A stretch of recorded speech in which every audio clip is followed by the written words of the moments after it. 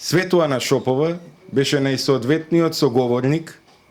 да ни го открие оној непознат Шопов кој што не остави класична автобиографија, меѓутоа својата автобиографија ја остави еден дел од неа во своите стихови. Особено ако знаеме дека самиот Шопов рече дека за него во едно нешто се преплетуваат три клучни поими: жена, татковина и песна.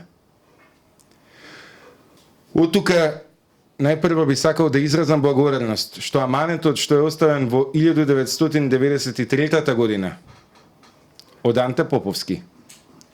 да се случи една ваква книга, тогаш кога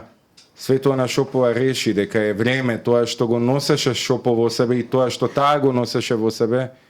да го сподели преку некаков разговор, довербата ми беше укажана мене.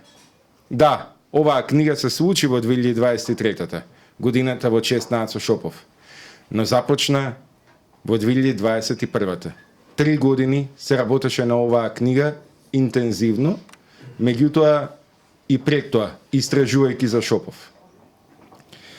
Јас,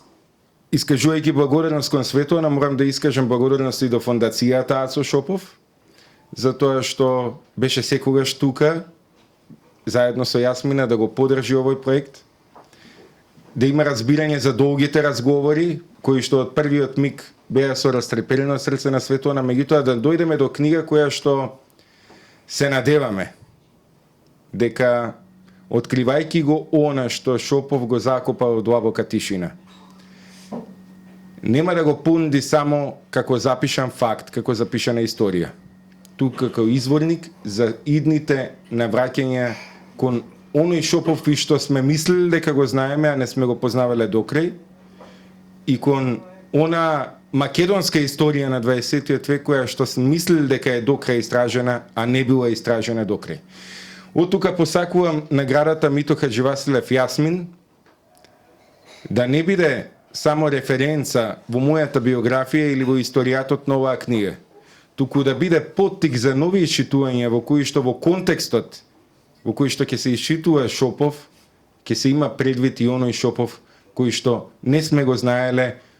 а остана забележан, запаметен преку онаа нова негова биографија запишана на страниците на од онаа страна на небитнината.